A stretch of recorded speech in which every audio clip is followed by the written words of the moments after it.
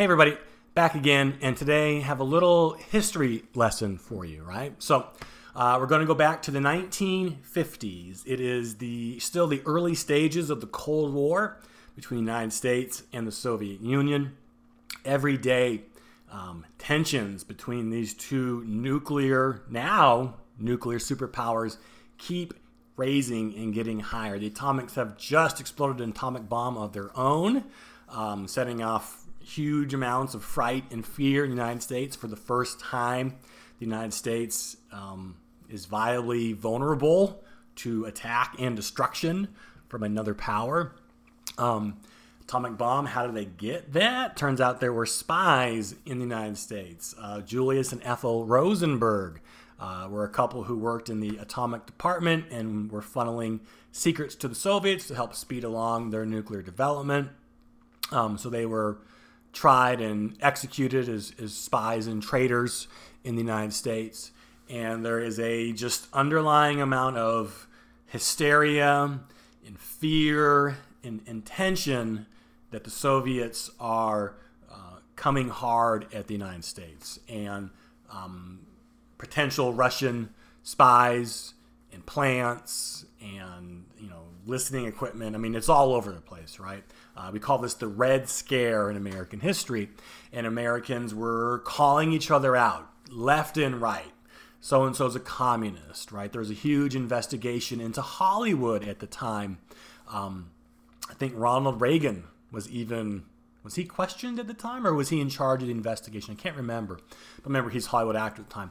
But a lot of people in Hollywood, if you had, heaven forbid, you ever attended a communist meeting or knew a member of the Communist Party, they would drag you in front of Congress for a huge investigation, broadcast for everybody to hear and see. TV's kind of coming around at the time, newsreels and stuff. And just this culture of, again, fear calling people out for being Russian spies.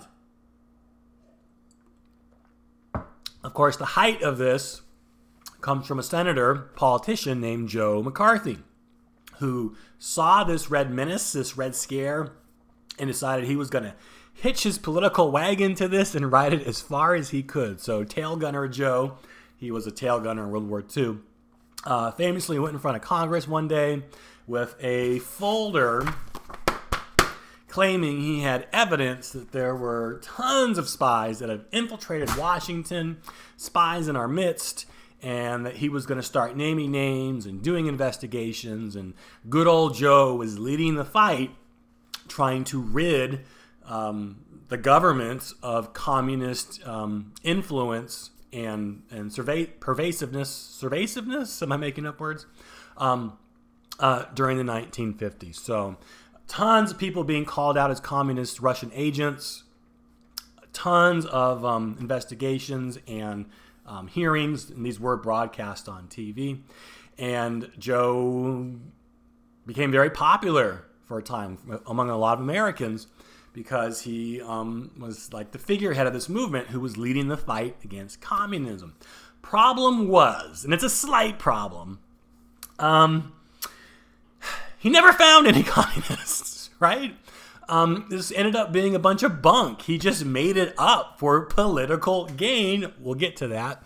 And he was feeding off of hysteria and in turn creating hysteria, dysfunction in the government. You could even say he was doing more good for the Russians as a result of this by stirring up all this fear and hysteria. Like, we don't even got it. Anyway, it all amounted to nothing. And it just showed how easy it is for a politician to prey off the fears and, again, hysteria of American people at the time. Why am I just randomly talking about Joe MacCarthy and Red Scare and McCarthyism today? Well, everyone's good friend Hillary Clinton is again back in the news. And this had broke a couple days ago. I'm a little late to the party. But Clinton, if you have not heard, can't stay away from the news cycle. She always has to put herself in. But she came out earlier in the week, I think, and basically threw Tulsi Gabbard and Jill Stein under the red bus, claiming that they were Russian plants and Russian agents who were working to further Russian agendas in the United States, just like Donald Trump works for the Russians as well. Wow, man, these Russians are like really sophisticated because Hillary Clinton knows who the Russian plants are. And so Clinton, I think it was during a conference or something, I can't remember, she was being asked a question and she just couldn't stop herself from throwing a fellow Democrat, I guess, under again the red bus. And to the Democrats, this is just red meat. And people all over Twitter, I mean, just all over, because, it's kind of fun to go and read people's reactions, kind of gauge the temperature of what people are thinking, the mood. Tons of people are like, oh my, she's such a Russian plant, and thank goodness Hillary Clinton is calling it like it is, and it's just like, again? Are we doing this again? Do people not see, right? What happened after the 2016 election when Clinton lost with 90% certainty that she was going to win the election? When Obama time again came out and said you can't hack an election, it's impossible to steal an election. What happens as soon as she loses, right? We start to see and hear whispers. Well, there's no way that Clinton could have lost on her own. It was Russia's fault, right? No credit to Trump or his campaign, or again, let's ignore all the Americans that voted for him. Yes, I know more voted for her, but in how we elect presidents, it's electoral college. Anyway, let's just ignore reality and insert Russia in as to take the blame, right? And this sparked this huge Russiagate investigation, which we just finally have kind of put aside after 2 years of investigation. But if you remember, during the election, for all this meddling, no one. I don't remember anyone talking about Russia during the election. It wasn't until after she lost that this became a major talking point among Hillary Clinton. And it's debatable. Well, I'll say it's debatable, but if you go and you dig around, you may see she may have a little more to do with the that claim than meets the eye. But anyway, it was largely started by Hillary Clinton as an excuse to explain why she lost, right? Fast forward, 3 years later, and now Tulsi Gabbard, who is not a threat to win any Democratic primary. I don't know why, but Hillary Clinton decided, well, here's another, here's another woman who is stepping on my turf. And she decided to, again, not very imaginative Hillary Clinton, but, the only way that Tulsi Gabbard has any support, the only way to explain how she's still in this race, I guess, is she's getting support from, again, Russia, right? She is also, bet you didn't know, she's also a Russian plant. Oh, and just to do it again, let's throw Jill Stein under that bus again.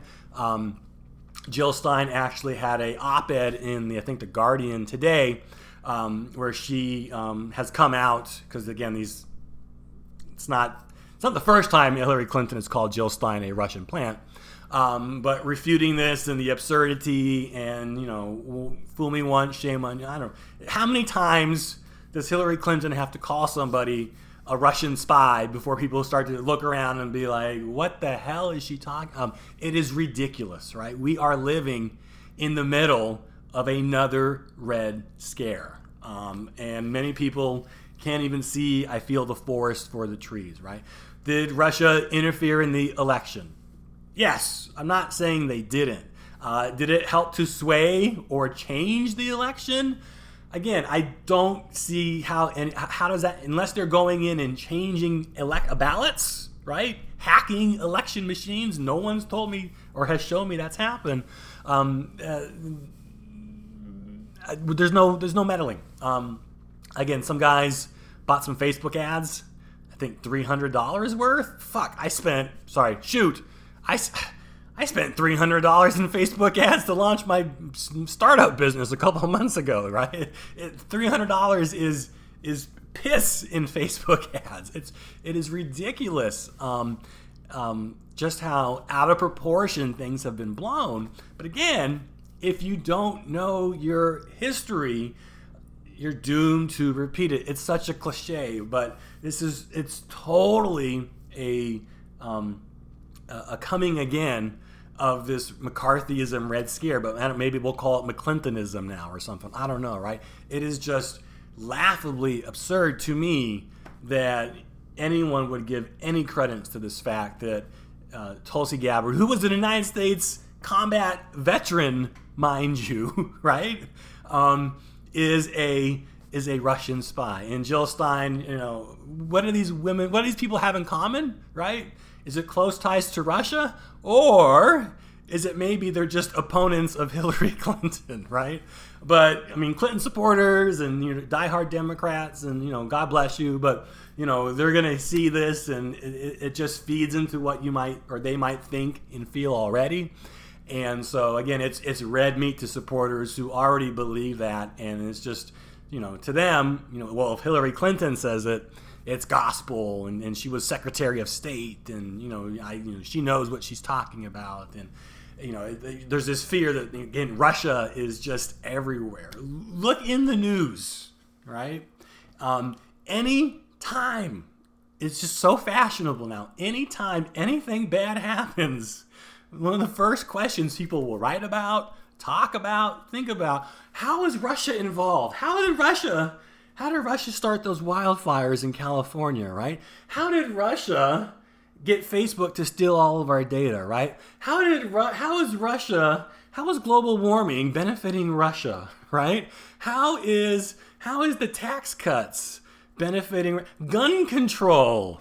What's the Russian angle? What's the Russian play on gun control here, right? It's ridiculous. It's funny, but people do it, right? There's just it's so easy because people want to believe it so much, right? You just point your finger at someone, you just say the R word, and instantly they're defamed and discreditable, and they're just, you can't believe anything they say now because they have Russia ties, right? It is utterly ridiculous, and it's happened before, and it's happening again. This is why it's so important to study your history and to teach history in schools, right? Because obviously most Americans today are clueless as to what's going on here. And anyway, I don't know. I'm again, this is the rambling part of my videos here, right? But it is funny. So just wanted to comment on that. Been wanting to do this one for a while, and it just is timely now. I'll link Jill Stein's article in the comments if you just want to see what her defense or what she has to say. But again, it's too funny to me that anytime something doesn't go Hillary Clinton's way, it's just rushed away. What the hell did Hillary Clinton do to Russia to piss them off? I have no idea. Oh my God, she is just enemy number one. I have no, wow, man. Okay. All right. Okay. Anyway, that's all for today. I got stuff to do. I know you do too. Watch out for Russia, and I'll catch you later. Oh, I thought I hered them. They might be watching me right now. I got to go. Bye.